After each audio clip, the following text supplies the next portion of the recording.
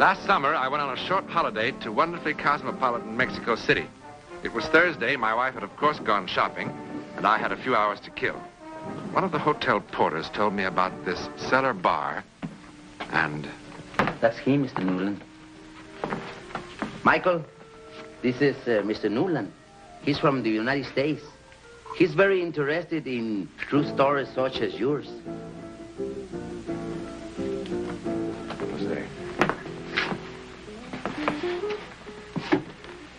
I don't want to embarrass him. Maybe we should... Embarrass him? Why, nothing can embarrass him. Well, he tell the story to anybody for a little wine. Why don't you buy him some wine? All right. Por favor, una botella de vino para el señor, para dárselo al otro. You're sure this is... It's the right thing to do.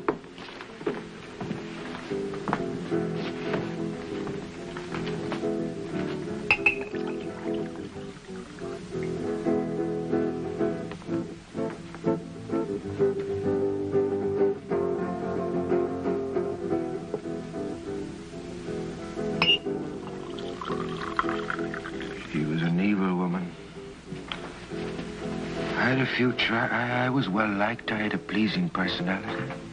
I could have been manager of an enterprise.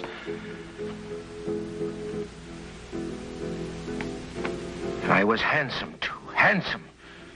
But she promised me so much. She promised me everything, and she treated me so shamefully.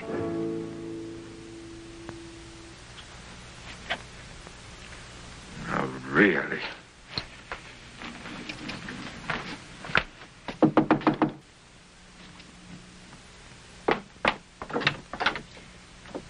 It's 5 minutes after 9. We're already an hour late. Then we'll be 2 hours late.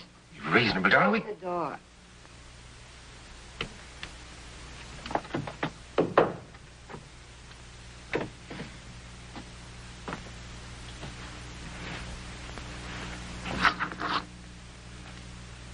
Oh, this is not the way. After all those centuries, would you have at least learned to comb my hair? Take a letter properly, or keep my books properly, or do something properly. I'm sorry. Both of you bore me so. He with his fading Irish charm, and you... Well, even you knew, I don't know why. I really do my very best, ma'am. Yeah, I really do my very best, madam. Bring the necklace.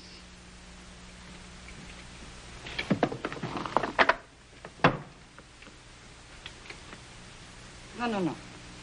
Call Mr. Barry for his little performance. He is so fond of my necklace. He loves to touch it.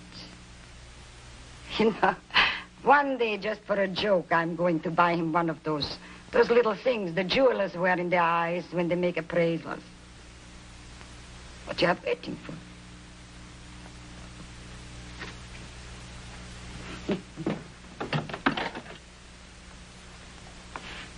Countess Lorenzi wants you to help her with her necklace.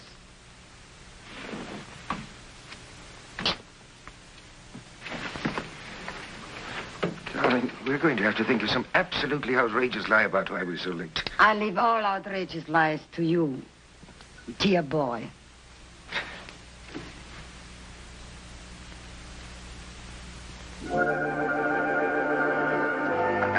I'm sorry, darling, but this clip always did give me so much trouble. But you put it on me so often, you should be able to do it with your eyes closed. Well, I'll do it. All right. I'll do it, darling. Take your time. Take your time. There. There now. There you are. Darling, you know, you look positively radiant tonight. But you always look at my necklace when you make your pretty speeches. Oh, Countess, why do you have to tease me so much? Tease you. But it is a remarkable necklace. When you are old, it makes you young. And when you are plain, makes you beautiful.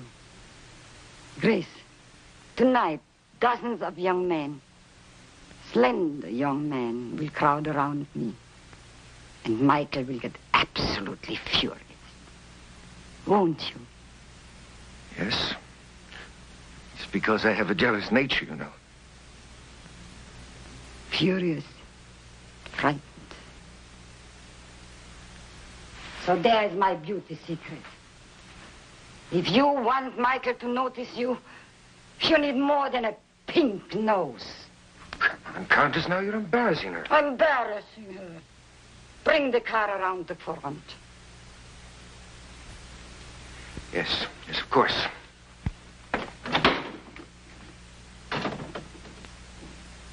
You know, you behave quite ridiculous in front of him. Pardon? You make yourself such a fool. Fool? You know what? If you are very, very, very good, I will give him to you for Christmas. Madame, please. Isn't it a lovely Christmas present? A beautiful Irish boy. Oh, a little bit too fat. Madame? And slightly beyond his prime. But still very useful. Please. No, no. Please. Please. No. Hey, hey, hey. Can you breathe?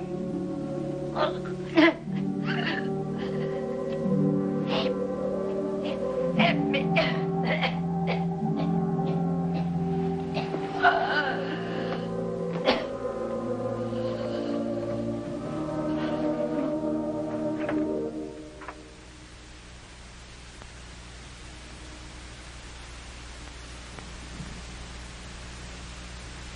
Bueno. Bueno.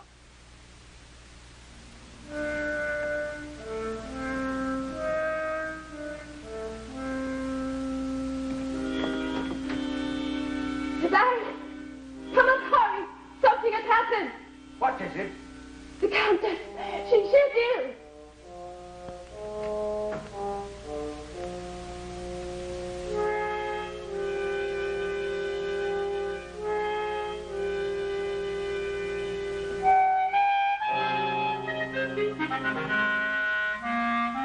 He's dead.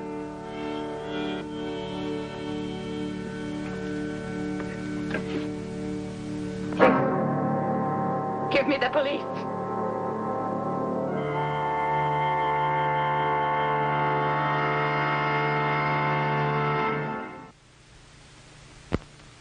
What a stubborn old woman she was. I don't know how many times I told her. The doctor warned her again and again about her heart. Cut down on your activities, he said. Or you'll be sorry, but no. She just wouldn't listen. I tried to help. But before I could reach her, she was dead. The Contessa dead. It just doesn't seem possible, does it? I'm sorry to have kept you waiting. It's perfectly all right, Mr. Rivas. Please sit down, Miss Harkness. You both know that Countess Ferresi had no living relatives. Yes, it is a shame, isn't it? But I mean, she didn't even have a little niece to come visit her during the holidays. Well, I'm thankful to say that at least I could make her last years less unhappy. Yes, I'm sure. In this letter accompanying her will, she asked that both of you attend the reading as interested parties. Well, I told you, Miss Harkness. You see, she hasn't forgotten you. And with all her faults, she had a generous heart. I'll read the pertinent paragraphs, skipping for the moment items relating to taxes and so forth. Fine. Good idea. Go ahead. Nothing to worry about, Miss Harkness. To Grace Evelyn Harkness, who served me as well as she could for many years, I'll leave my house at 67 Avenue Barzoni and all the furnishings therein. What? I don't understand. What? I further bequeath all other property, personal and real, covered in the enclosed inventory, specifically to include my most prized possession, my diamond necklace.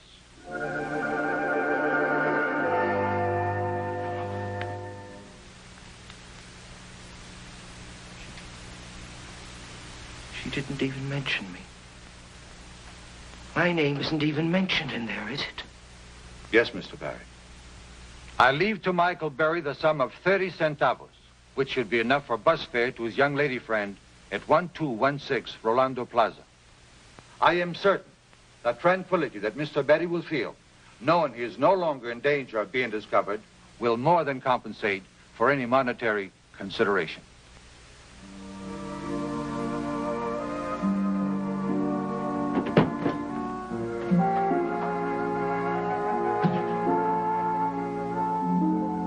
Well, Miss Harkness, there's still quite a lot.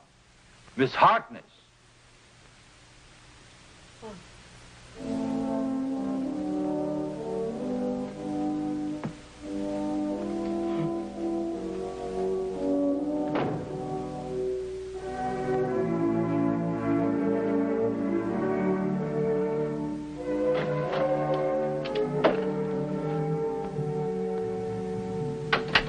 Expected you at 9. Well, I came at 11 instead. Yeah, I won't be needing that anymore. Now, what is it you wanted to see me about?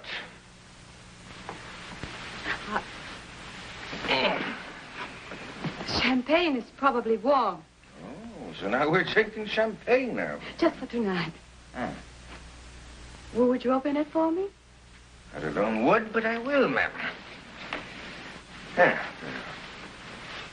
So, we're the new lady of the house, are we? How's it feel?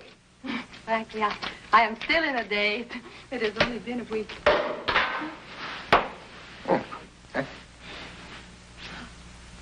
Frankly, may I tell you something?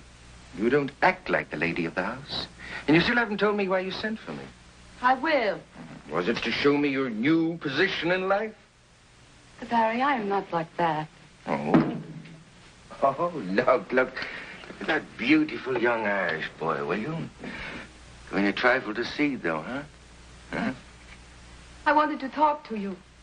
Did you? What about? About several things. First of all, I want you to know that I think that she treated you very badly. I often heard her promise you. The moon? Oh, yes, of course, I remember that well. You know what, I wound up with 30 centavos. And even at that, she cheated me because the bus fare was 40 centavos.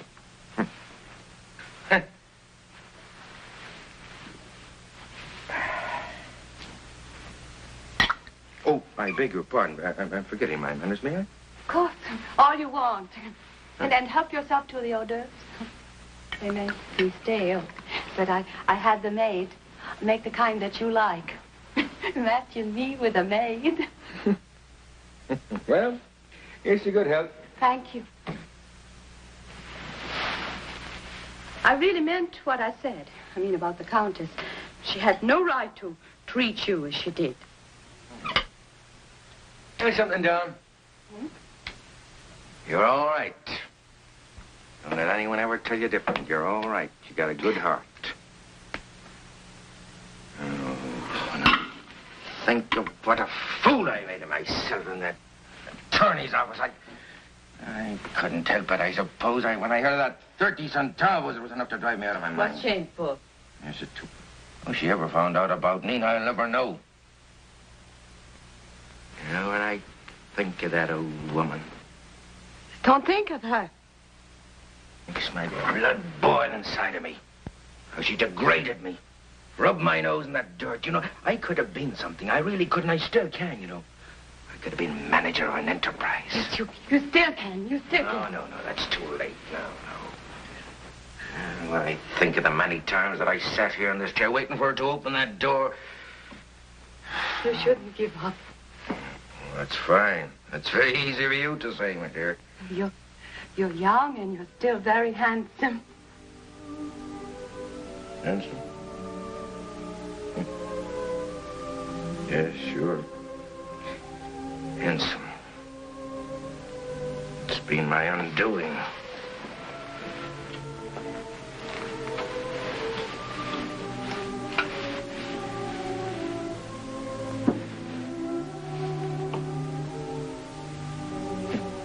About that young girl? Nina? We know all about her. You going to marry her? Marry her? Oh, Valerie, you know, when she heard about the will, you know what happened? She just, and I haven't seen a hide nor hair of herself. But did you ever think?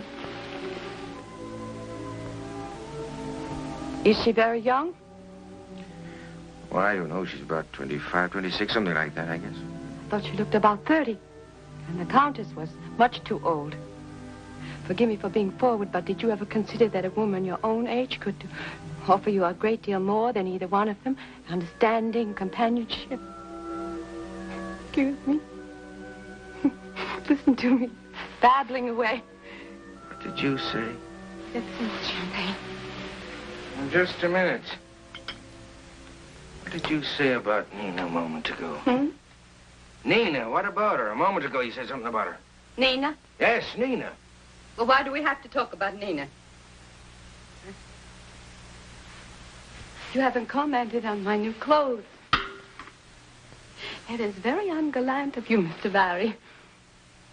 You always spoke of how lovely the Countess looked. And I went to the same dressmaker. Oh, goodness, they charged me enough for the hair. I hope there's some improvement. What was it you said about Nina a moment ago, huh? Come on, tell me.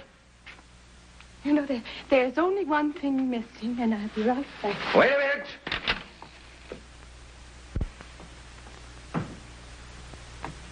Wait a minute, do you hear me? Come back here.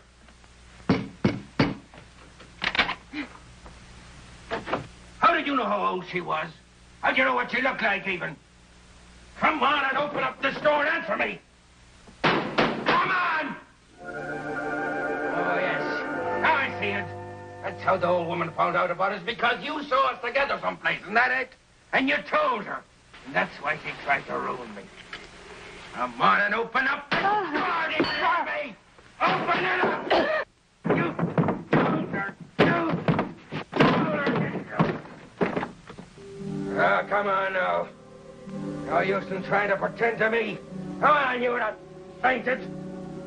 Come on.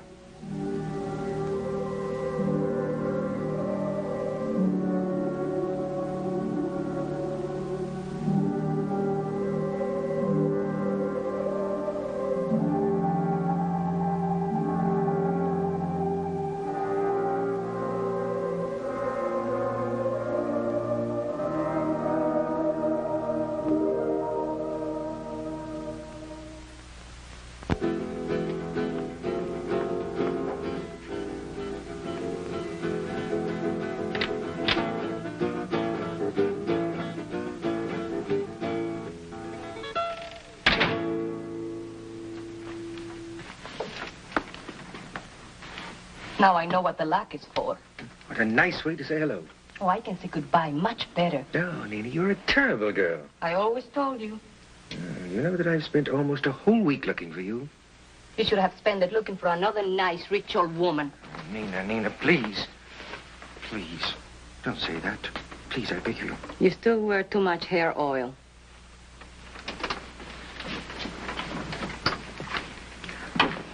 Aren't you even going to ask me where I came by? I'm much too busy for riddles. I've got a date. With who? Somebody who can show me some fun. Somebody with something in his wallet besides pictures of himself. Somebody who'll fit mistakes instead of pipe dreams. Also somebody who's not 17 years older than me. You stole it. Oh, no. The Countess promised it to me 1,000 times, and I insist on people keeping their promises. I never saw anything so beautiful in my life. Yes, it is, isn't it? 180 diamonds. And each and every one of them absolutely perfect. Do you know it's worth more than everything else she had put together? You must have stolen it. Now, why talk about it? I'm keeping you from your date. Yes, I think I'll have to be going now. Going? That's what I merely dropped around to say goodbye. Unfortunately, I'm cursed with good manners. Going where? Oh, I don't know. Rome, Madrid, Paris, Havana, I don't know. Any place at all. You tried to sell that necklace, and the only place you'll go is to jail. Oh, no, darling, you're wrong. Not if I sell it one diamond at a time. But here, now, forgive me. I'm keeping you from your handsome young man. Goodbye, Nina. Wait. Don't go. I've missed you, Michael. Have you? Really? Of course I have. Yes, of course you have. Look, you promised me so much, and then to end up with nothing. You know how you felt about the old lady when you ended up with nothing. Oh, it's a foolish date, and he's the most foolish man imaginable. don't go. No, darling. I am the most foolish man imaginable.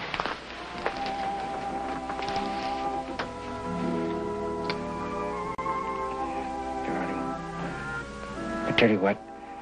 Why don't you finish dressing and pack a suitcase and I'll be back for you in an hour. What are you going to do?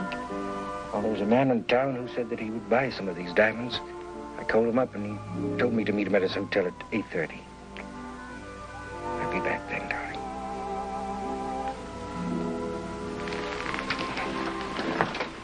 Michael, may I see them just once more? Really? They're so beautiful. They almost hypnotize you. It seems so wrong to break them up. Yes, well, I imagine when you see how much money they realize that you'll feel much better about it. Now, come on, give them to me, darling. Just once. Oh. Just for a second. Darling, look. Just that I can see myself in the mirror with them on my throat. Darling, I promised the man 8:30. Dearest, just for a second. Oh, well, all right then. Come on, I'll help you with the clasp. Oh, I'm so excited. You know, it's a funny thing. Now that they're mine, I don't feel at all nervous about them. I never saw anything so beautiful in my life. Look at me, Michael. Just look at me. Now, come on, let's have them back. Darling, what's the matter? Nina, darling, what's the matter with you? Take them off. Nina. They're shocking me. Oh! Help! They're shocking me. Oh!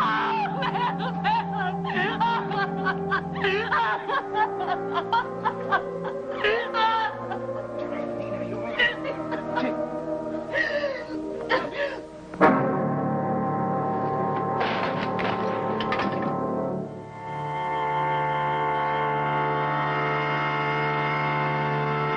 It moved. It moved. It moved. Well, Senor Mr. Newland, What happened to it? what could happen? They put him in a place where the criminals are, como se dice, loco, the mad. How long was he there? 8, 9 years, senor. ¿Quién sabe? All right, thank you. Jose. Thank you.